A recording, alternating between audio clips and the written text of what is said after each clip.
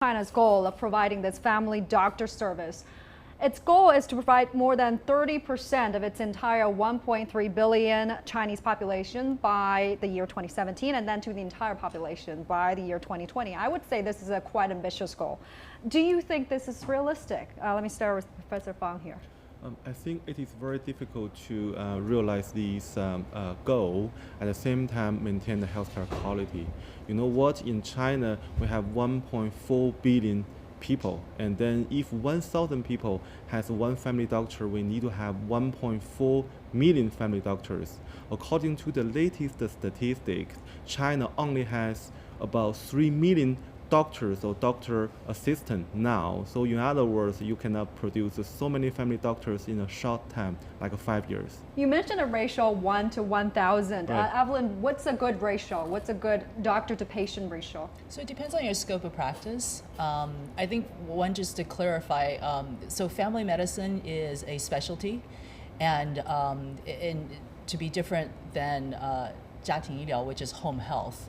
So family doctors and other specialists like pediatricians, internal medicine physicians may provide home health as part of their care, but all of the three of the specialties are called what we call primary care. And in primary care, your goal is really to be able to provide about 80% or more of your patient's needs on the spot or within a short period of time without having necessarily transfer to other specialists. So if you have that wide scope, if you're able to meet those needs, then each practitioner should be able to carry about 1,500 to about 2,000 on their panel, which is, it depends on the kind of the scope of practice you have, but that's a very common a catchment area for private practice physicians, at least in North America. Professor Hsiao, joining us there from Boston, let me bring you in this discussion. Do you think that it's realistic for China to provide universal family doctor service while keep a good quality of service? I don't think it's realistic that China will be able to cover 30% of its people with qualified family physicians.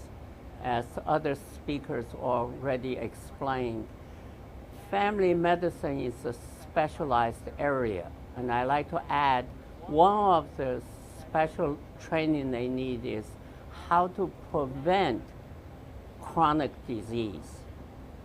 And Chinese doctors today are trained to treat after a patient gets sick.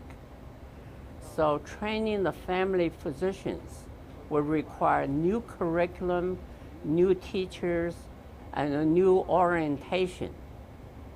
And so to say China can train 400,000 family physicians by year 2017, that of qualified people, that's an unrealistic goal.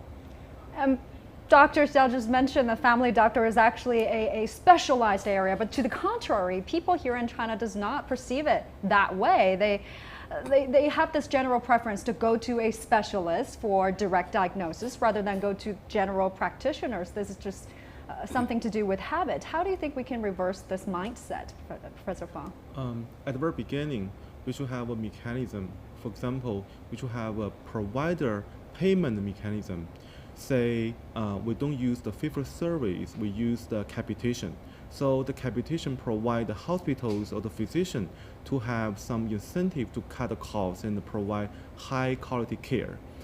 Second, we should have a mechanism like some health insurance payment mechanism or the reimbursement mechanism for the patients to see a family doctor initially instead of see the specialist. We should give them like higher reimbursement or lower health insurance premium. But the most important thing is we should provide the high quality healthcare services by the family doctors. But this is very, very difficult in China. So people don't trust them. If people don't trust them, they don't go to the family doctor for services. That is the key. That is the biggest problem we face. It feels like China is trying to build this system that resembles more of an international model in many other countries, in which patients do go to general practitioners first and then be referred to specialists. What do you see as the biggest challenges, Evelyn? Actually, primary care as a good primary care as the default healthcare system is not necessarily something that is adopted by all developed countries. The United States, for example, is well known for spending much more money and getting much worse outcomes than a country that has much less GDP, like let's say Cuba. And so primary care really is a system-wide support system, as Professor Fang had mentioned. And people are going to be smart. They're going to go to physicians that they trust.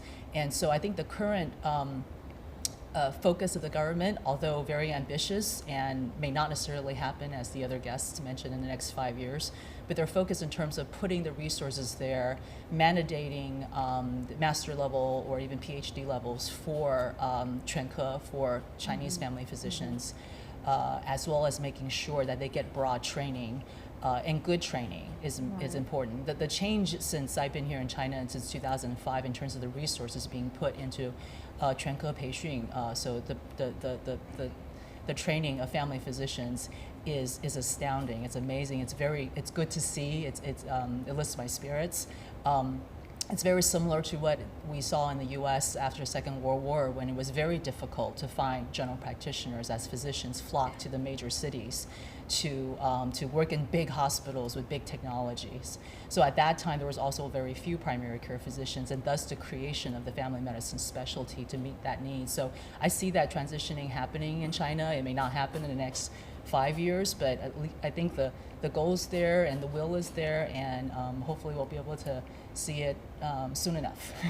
Another barrier I have to mention is that there's a strong belief among many members of Chinese community that the good quality medical care is only available through large hospitals. Many of them have experienced poorly staffed clinical, community-based clinic with less resources. Dr. Hsiao there joining us from Singapore, do you think that perception can be reversed? It will take a long, long time to reverse that perception. As the other speakers emphasized, the question is whether the patients have the confidence and trust in the family physician, rather than just the government set up a system.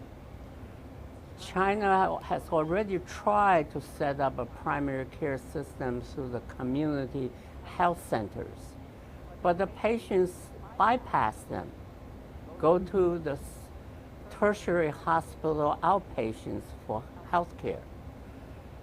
And also, China suffers from a policy that let patients the freedom to go to any doctor or any facility they wish. And actually, this was promoted by Shanghai.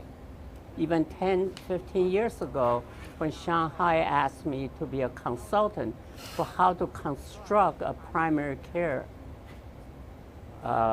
system. Let me just emphasize, family physician is the underpinning of a primary care system. So you need a system, including what Mr. Fang said. You have to change your payment system. You have to tell people you have to accept and limit your freedom choice initially. You are going to go to this family physician first with your illness, then be referred to a specialist or hospital. Mm-hmm. That takes a big mindset change, and that would take decades. It took decades in America. I want to emphasize to you, in the United States, we tried to shift to a family physician system since the 1970s. I was involved with that, designing the payment system for family physicians. But it took us almost 30 years before that have taking root. So the way China goes about setting targets and do planning is unrealistic. It's on paper, it's by numbers, but it won't work. It will take decades before Chinese patients will shift toward a family physician anchored primary care system. It will take decades to achieve that, but Dr. Hsiao, where should China start? I mean, you helped design the system in the United States. How can China perhaps learn from that experience? I'd like to share with you experience I had in China in the mid-1990s. We got a $1 million grant from UNDP trying to set up a family physician system, and it failed. First, it was started with training. Training family doctors, the ones who got trained find they are in the medical professional hierarchy, they are low person on the totem pole. Their pay and compensation is relatively low. So the graduates from Zhejiang Daxue, the medical school training for family physicians, actually did a survey of their graduates. They found majority of their doctors then shifted later on to specialty practice rather than remain in family medicine practice. So these are the barriers. You have to look at both from the patient's perspective, how much confidence and trust do they have in family physician? Are they willing to actually limit their own freedom of choice and start going their health care with a family physician rather than now they can go anywhere they want to? On the supply side, the family physician has to be compensated well and respected by their peers. Chinese specialists do not respect family physician like the United States. I can tell you that's a barrier faced throughout the world. And that's why Taiwan, Hong Kong, Japan, just the neighboring nations to China, could not establish a family physician-based gatekeeping primary care system. So let's talk about this We supply know that's the side. ideal system.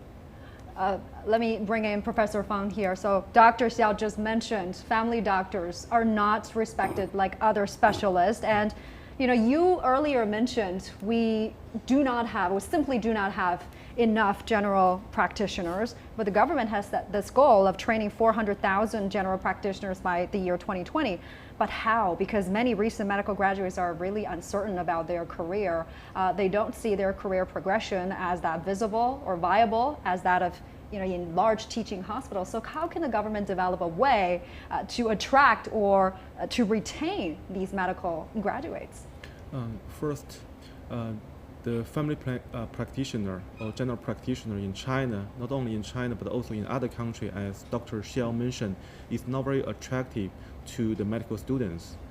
In addition, in China, the medical students don't want to work in the elementary health care organizations like community hospitals or township hospitals as family doctors, because the payment, because the promotions, because the training opportunity for them is very, very low. So we need to have at least some of the special payment like salary subsidies for those kind of physicians in the elementary healthcare organization working as a family doctors. Second, we should provide a separate promotion requirement for them, because they cannot compete with the doctors in the big hospitals for those kind of requirement like publications and also your skills. So they are totally different. Lastly, they should be provide very good training opportunities so they can get more training as they see most of the patients are just like a cold or like just a cough. But they still need to know a lot of other new technology and new treatment and new therapies. So they need to be trained with advanced medical knowledge. Evelyn, how can we ensure a healthy supply of family doctors, especially to rural areas where living conditions are not that good? Well, for our own hospital system, actually, one of the solutions is to train our own. So we're taking, hopefully, some of the best and brightest young physicians in China who are interested in primary care, but they don't like having to go to a community health system and be relegated to basically just providing refills for patients, not seeing pediatrics, not being allowed in some cities to even see patients with fever. Because of the public health concerns with, we're going to get another SARS epidemic. And so we see young people, young medical graduates and residency graduates who care about the future of Chinese medicine and understand the importance of primary care, who come into our program and say, look, I'm willing to come and get additional training so that I can be a real general practitioner, I can be a real family physician. So we have seen that. I've been surprised at the response we have gotten from young Chinese physicians, given that we're a private health system, and that physicians in general tend to be very conservative and like to stay in the public system. And so given there's a small pilot program we have, is if that's anything to say, I think if the opportunities are there, people will come. Like if you build it, they will come. And I see that in various pilot areas where the community health centers are paying physicians a good salary in the rural areas for experimental and pilot purposes, and seeing the good physicians stay there. Thank you.